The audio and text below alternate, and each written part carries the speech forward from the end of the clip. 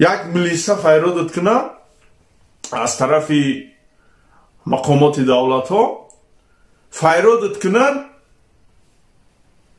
از کودکی تو ها زیرا چی گناه کردگی همش اقرار میشی. یعنی که از بنده الله تو میترسی فردا روزی قیامت در روزی محشر در پیش پروردگار چی میگویی؟ زبانت لال میگردد.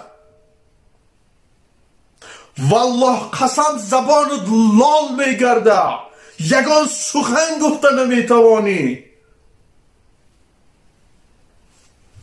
ای بدبختانه کسانی که حق مظلوم را میخورند، زبار میکنه روش سیاه میکنه و زبار میکنه حق یتیم و ناچار و صغیره را میخوره و زبار میکنه در هر یک کلمش کلمه الله های باز دروغ میگوید. ای کلخرها، شما امروز پیروی شیطان شدین. شما امروز 4 تنگه را دیده، شما امروز 2 سنپل دیده، شما دین خودتان را، مذهب خودتان را، ایمان خودتان را فروخته ایستادین.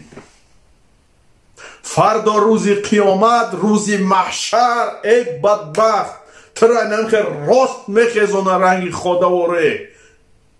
چی میگوی؟ السلام علیکم دوستان عزیز و پادپیشکان کانال بختیار تیجی. امیدوارم که همه شما کلی بینندگان بختیار تیجی خوب هستین.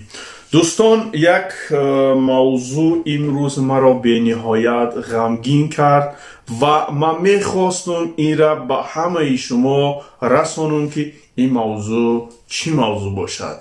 دوستان، موضوع اساسی که در سامانه یوتیوب وقتای آخر همه ویدیو ابرشنی میکنن، کسی را فریب میکنه، کسی در مثال زبور میکشوین، زبور اونا پرسنت میگیرن، پول میخورن، یعنی که همو پولی جمع شده را 100% نمیتین. بدترین طایفه که 2 طایفه است، یعنی 2 نمود انسان است. بدترین است که الله مهربان و پیامبر او محمد مصطفی صلی الله علیه و اصحابه و سلم میگوید کسی که حق یتیمان را، حق مظلومان را میخورد و کسی که حقوق همسر خودش را پایمال میکند، یعنی که همسر خود را آدم حس نمی کند، مثل یک چاروا در خانه نگه می کند، که آورد میخورد، که ناورد نون قاق یا که آب اینجا بگیم قرض و قواله کرده، گدایی کرده میخورند.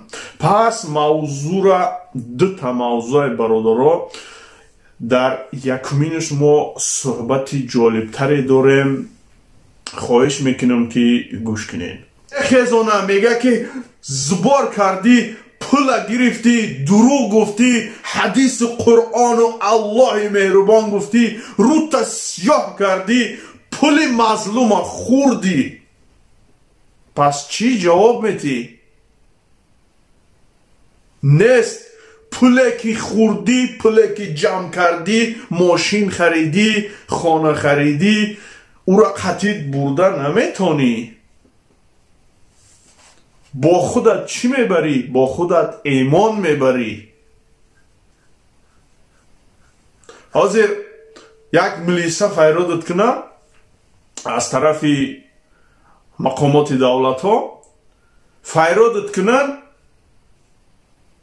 از کودکی تو ها زیرا چی گناه کردگی همش اقرار میشی.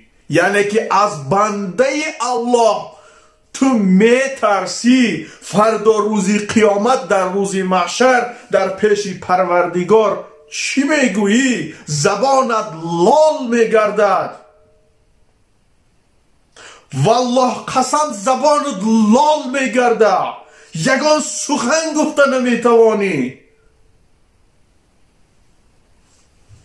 ای بدبختانه کسانی که حق مظلوم را میخورند. زبار کردی آدم واره انسان واره همه زباره با پرگی برسون.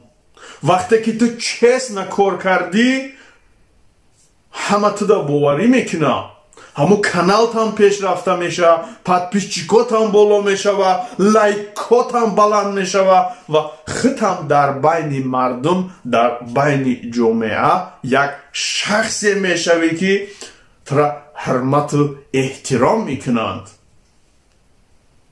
لیک اگر حق حرام خوردی حق مظلوم خوردی بدان که حقارتت میکنن دشنامت میکنن.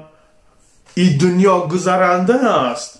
فردا روزی قیامت چی جواب میتی ای بدبخت؟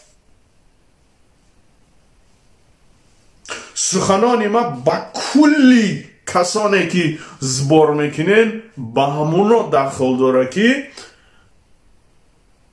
موژیک شن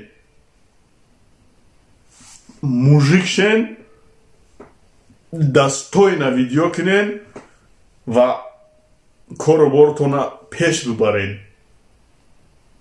میفهمم رسخود داری حالت های میشوه که مثال همو کسلی دار همیخه عدوشی میبراره میتیتا میگه مه دودر جان یا که اکا جان مه اینی را بگی مثال رسخودی رهد میشه، بنزین پولید میشه و اینترنت پولی میشه و وقتی که از خودش پیشنهاد که کرد داد گیر رسخودت میشه و نکه که خودت اصلاوی ماندنگیری که ما زبار میکنم ما اینمی قپولا میگیرم یا آنه که دروغ میگویی پولا میگیری همو کسلی داره فریب میکنی. پس چی میشه؟ 100,000 200,000 روبل که خوردی پول رفت نیست. این وقتی که خوراک حرام از این همینجا میگذره برادرها میخواهی که باز گذشتن گیره. تو بس کردن نمیخواهی. میخواهی بس کنی یک روز نه یک روز این سال نه سالی دیگر بس میکنی میگی. اما متاسفانه هر رگ و پیوندی تو با لقمه حرام آمیخته شده است که تو دیگر بازگشت نداری. تماشابینان عزیز گرامی قدر ما، مقصد ما از ویدیو کردن در چی بود؟ التماس میکنم، خواهش میکنم از همتون که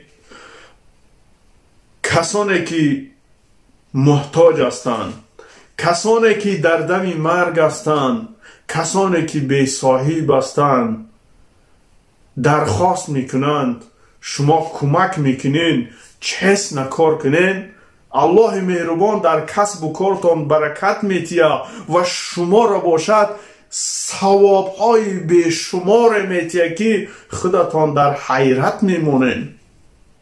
وقتی که شما پول حرامکی خوردن فریب کردن پول کم گذشته فریب کنین پس ثواب بر شما نیست. با خود گناه میگیرین برادران عزیز محترم.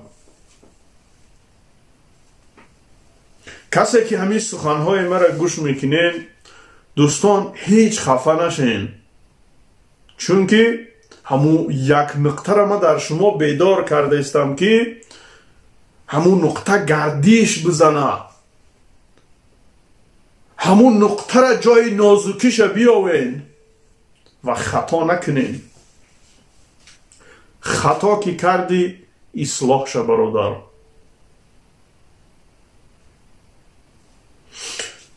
دوستان عزیز فکر و عقیده خودتان را در کامنتر زیرنویس کنین و همتون با الله مهربان میسپارم. کسانی که زبار میکنین الله مهربان شما را یک مهر و یک شوقت در همو دل شما نصیب کنه، عطا کنه که شما یک فرد شوین که دلسوز شوین، غمخواری ملت شوین.